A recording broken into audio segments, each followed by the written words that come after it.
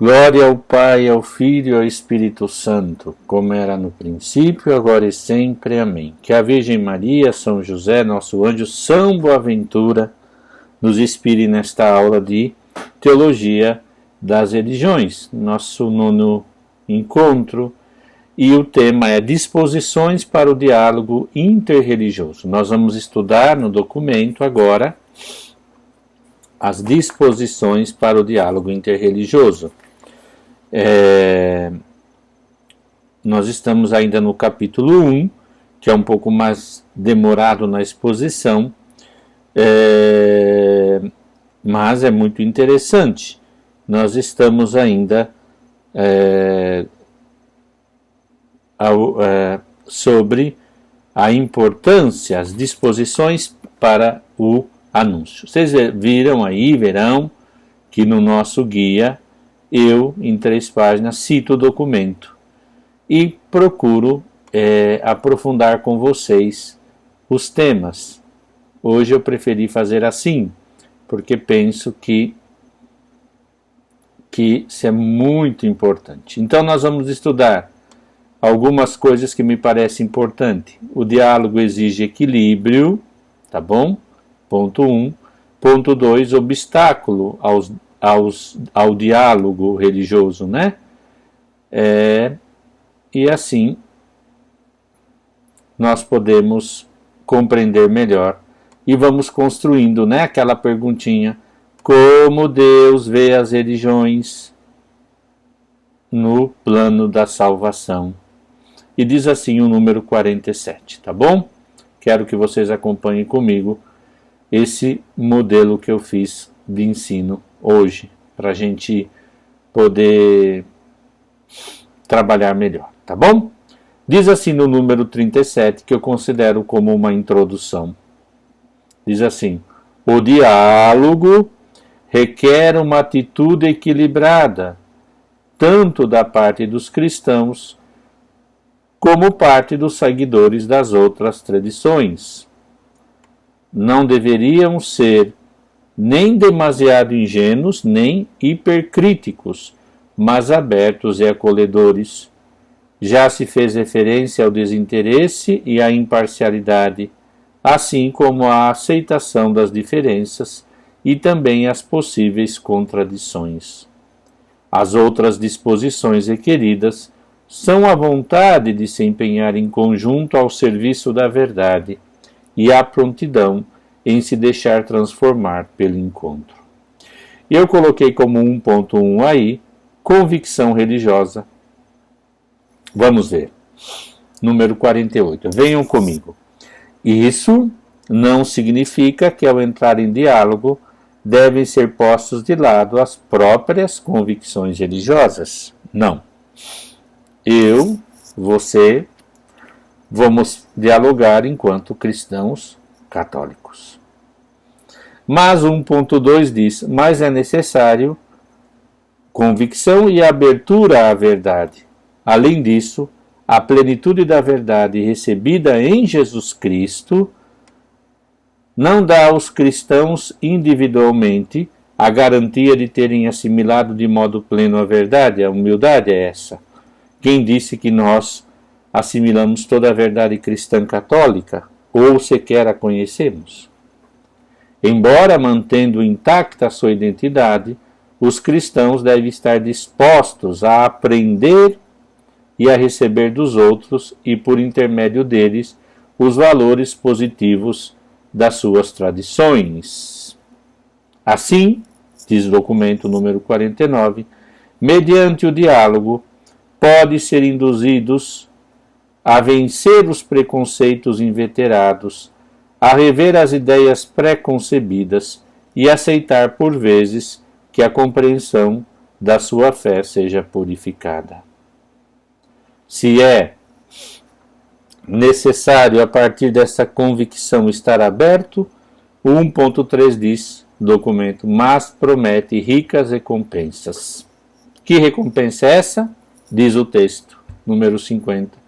Se os cristãos cultivarem esta abertura e aceitarem ser postas à prova, vão acolher os frutos do diálogo, Assim, descobrirão tudo aquilo que a ação de Deus, através de Jesus Cristo e do seu Espírito, realizou e continua realizando no mundo e na humanidade inteira. Longe de lhes enfraquecer a fé, o verdadeiro diálogo torna-la mais profunda. Terão cada vez mais consciência da sua identidade cristã e compreenderão mais claramente os elementos distintivos da mensagem cristã. A sua fé abrir-se-á a novas dimensões, ao mesmo tempo que descobrem a presença operante do mistério de Jesus Cristo, para além dos confins visíveis da Igreja e do rebanho do cristão. Claro, minha irmã, meu irmão, que no nosso tempo falar disso, num mundo tão popularizado, às vezes cria uma certa ceticismo, mas a gente sabe que é possível na fé, porque Jesus Cristo morreu na cruz, não resistiu ao mal. Quem somos nós para querer sermos donos da verdade? No diálogo podem surgir dificuldades? Sim. Número 51 diz: é importante ser conscientes dos obstáculos que podem surgir, porque, devido a diversos fatores humanos, e o documento, mencionamos aqui alguns dos maiores obstáculos. Então, número 52, vamos ver. Há uma fé escassamente enraizada. Eu vou fazer uma aqui. Nós católicos, às vezes, temos, infelizmente, que dizer que muitos se acham que têm uma fé esclarecida e, ademais, bem vivida, sentida, mas nós sabemos que uma fé escassamente enraizada, às vezes, é uma dificuldade. B. Um conhecimento e uma compreensão insuficientes do credo e das práticas das outras religiões levam a uma falta de apreço do seu significado e, por vezes, também às interpretações erradas. Por isso, que para amar é necessário conhecer, e amar significa não julgar. Muitas vezes julgar o outro ou a sua cultura é uma falta de conhecimento do outro. C. As diferenças culturais que surgem dos níveis diversos de instrução ou do uso de línguas diferentes. Por exemplo, falar de judaísmo sem compreender, por exemplo, o seu significado, ou de outra tradição, ou de outra cultura. Nota D de alguns obstáculos, fatores sociopolíticos ou certos pesos do passado. O ecumenismo mesmo, não? As brigas, situações entre cristãos, católicos, ortodoxos, luteranos e assim vai, nós podemos entender a dificuldade. Uma compreensão errônea do significado de termos como conversão, batismo e diálogo. Autossuficiência, falta de abertura, que levam a atitudes defensivas ou agressivas. G. A falta de convicção acerca do valor do diálogo interreligioso, que alguns podem considerar como uma tarefa reservada a especialistas e outros como um sinal de fraqueza ou até de traição à fé. H. A suspeita das motivações dos parceiros para o diálogo, como dizendo, o que ele quer? Quer que eu me torne como um deles? Por que se aproxima? Um espírito polêmico quando se exprimem convicções religiosas. Aqui é muito sério, porque às vezes a gente pensa que somos capazes de tratar de coisas de religião como tratamos de futebol. E aí a gente fica nessa situação muito difícil. Respeitar a cultura do outro não é respeitar a cultura numa particularidade do futebol, por exemplo. Tá certo? Então gostaria que vocês pudessem com muito carinho pensar nisso. E eu tomo a liberdade de falar sobre alguns maiores obstáculos. Vamos repetir? Uma fé escassamente enraizada, uma compreensão e um conhecimento insuficiente do credo e da fé do outro, as diferenças culturais, fatores sociopolíticos, as guerras e os sofrimentos do passado, o mau tratamento entre católicos, protestantes, etc., uma compreensão errônea do que significa conversão, batismo e diálogo, a autossuficiência, que é produto do orgulho, falta de convicção acerca do valor do diálogo, mesmo porque tem pessoas que se dizem católicas e às vezes, desculpe a minha brincadeira, mais católicas que o Papa e não respeitam o que a Igreja traz em concílio, né? Sobre a questão do diálogo interreligioso, a não aceitação do Concílio Vaticano II, etc. E o que mais me dói é depois que pessoas da Igreja vão aí propagando fake news ou polêmica, no momento que nós precisamos, sobretudo nessa pandemia, de unidade, de amor, de respeito e de ajuda mútua. E aqui diz a G, a falta de convicção acerca do valor do diálogo interreligioso, que alguns podem considerar como uma tarefa reservada a especialistas e as outros com sinal de fraqueza ou até de traição da fé. Vocês já sabem, né? Este padre aí que ensina ecumenismo, meu Deus, está traindo a sua fé. Será? E a obediência ao magistério? Claro que cada um pode exagerar ou faltar em alguns aspectos, mas é necessário entender a vontade da Igreja de um concílio, acreditando que o Espírito Santo está nela.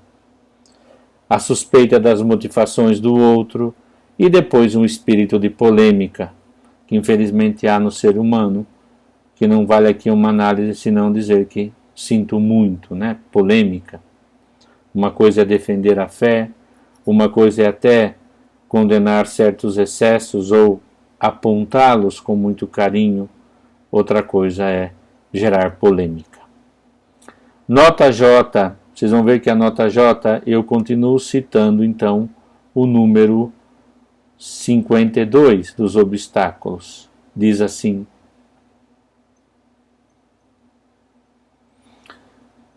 a intolerância com frequência agravada quando é associada a fatores políticos, econômicos, raciais e étnicos, e uma falta de reciprocidade do diálogo que pode levar à frustração.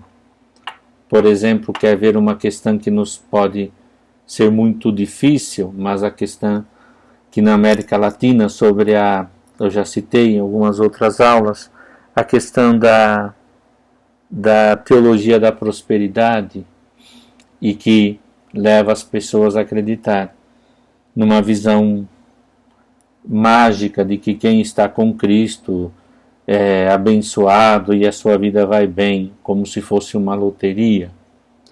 Isso nos leva sempre a questões políticas, econômicas, raciais e étnicas, que leva à alienação muitas vezes, mas que é uma realidade comum devido, por exemplo, a pobreza que estamos experimentando no nosso Brasil por causa desta pandemia. As pessoas aí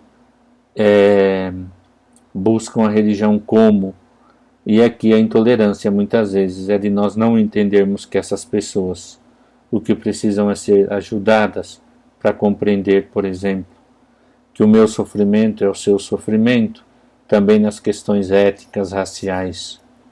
E aí entra a questão de uma nova cultura, que é a cultura do amor e da solidariedade, que é a civilização do amor, que fala a doutrina social da Igreja. Mas para fazer esse diálogo, precisa ter muita paz interior e muito conhecimento do amor de Deus. Nota cá certas características do atual clima religioso. Já falei acima, o crescimento do materialismo, né? O materialismo, vocês me permitem uma palavrinha, que o Concílio Vaticano II fala do fenômeno do ateísmo prático, o materialismo, mas temos o ateísmo, o ateísmo teórico, mas temos o ateísmo prático. O Concílio evidencia isso, né? Nós vivemos como se Deus não existisse. O homem do nosso tempo, ele não nega a sua religiosidade, mas Deus está lá e o ajuda aqui a ele fazer a sua vida. O materialismo é um pouco isso aplicado, que em nuances que estou falando, ao materialismo, a questão do ateísmo prático, e a indiferença religiosa, e o multiplicar-se de seitas religiosas, que geram confusões e novos problemas. Uma dificuldade enorme de entender tudo isso, não é? Como nós já falamos aqui. E aqui, para terminar essa primeira parte, a nota L, que fala dos números 53. E resume, praticamente aqui, vou pôr entre resumo aqui, para vocês não se perderem um pouco do que nós temos falado, tá, amados? Eu faço tudo isso com muito amor e carinho, de verdade. Vocês nem imaginam como eu estou sendo edificado em fazer a primeira vez este curso, muito embora ensinando o ecumenismo também, mas como é importante a gente poder aprofundar esses temas, e como disse já alguém para mim especialista, esse documento é simplesmente maravilhoso. E diz o número 53, muitos destes obstáculos nascem da falta da compreensão da verdadeira natureza do diálogo interreligioso e do seu objetivo, que não é termos uma religião comum, porque seria negar toda a cultura, mas é gerar paz, gente, não guerra. E o seu objetivo é nos aproximarmos para podermos vivermos melhor. E, portanto, necessário explicá-lo incessantemente. Requer-se muita paciência. É preciso recordar que o empenho da Igreja no diálogo não depende do êxito em conseguir chegar a uma compreensão e a um enriquecimento recíprocos, mas antes nasce da iniciativa de Deus que entra em diálogo com a humanidade e do seu exemplo de Jesus Cristo, cuja vida, morte e ressurreição deram ao diálogo a sua última expressão. E aqui eu repito, né? Teologia seria como dizer como Deus vê, não é? Como Deus vê. E a nossa aproximação é de descobrir então como Deus vê no plano da salvação todas as religiões e os nossos seres semelhantes que estão nelas. E no número 2.3, esses obstáculos não são insuperáveis, pelo contrário, tá bom? Além disso, diz o número 54, tá?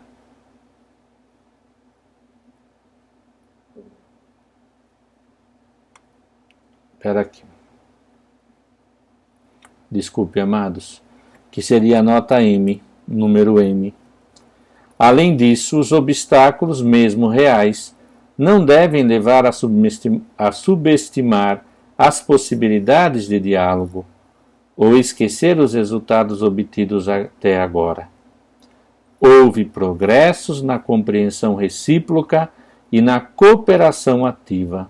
O diálogo também teve um impacto positivo sobre a própria Igreja. Também outras religiões foram levadas através do diálogo à renovação e a uma maior abertura. O diálogo interreligioso permitiu à Igreja compartilhar com outros os valores evangélicos. E por isso que, apesar das dificuldades, o empenho da Igreja no diálogo se mantém firme e irreversível. Claro que isso tudo vocês poderão ver nos outros cursos, como de ecumenismo e diálogo interreligioso. Então, amadas e amados, nós estudamos hoje que disposições para o diálogo, o equilíbrio da convicção da fé, mas ver também que por falta de convicção muitas vezes surgem tantos obstáculos, mas que não são insuperáveis, porque nós podemos recuperar. Só uma visão de conjunto, o documento nós terminamos então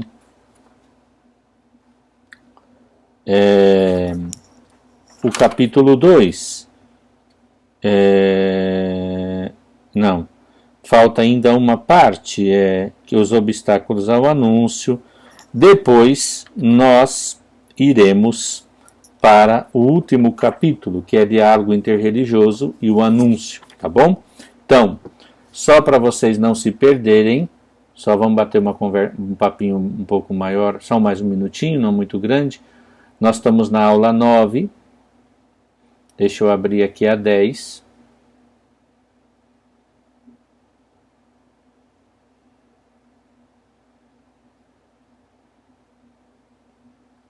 Desculpe. Nós vamos estudar na 10 o anúncio de Jesus Cristo, né? Nós vamos estudar depois na 10 o mandato de Jesus Cristo de anunciar o mundo. E só um minutinho, queridos, porque eu estou me perdendo aqui.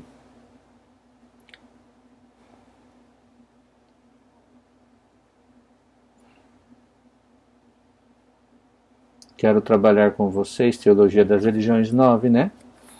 O número 54. Não, perdoe, já terminamos mesmo.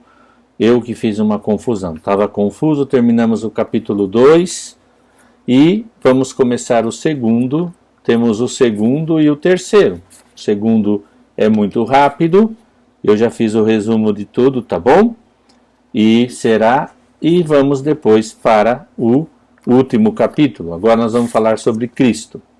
Desculpe a minha confusão com os papéis, mas eu tenho claro. Já terminamos o primeiro capítulo. Falamos da igreja como sacramento.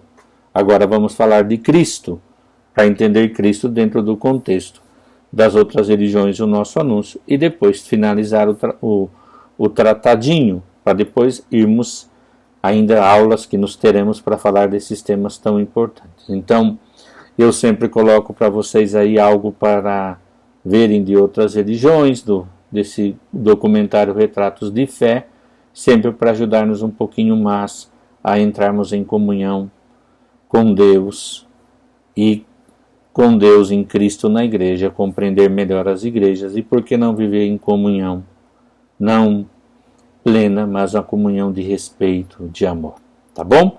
Pouco a pouco vamos formando o nosso curso, me desculpe por qualquer coisa, mas vamos para a frente. Agradeço muito a atenção. Paz e bem!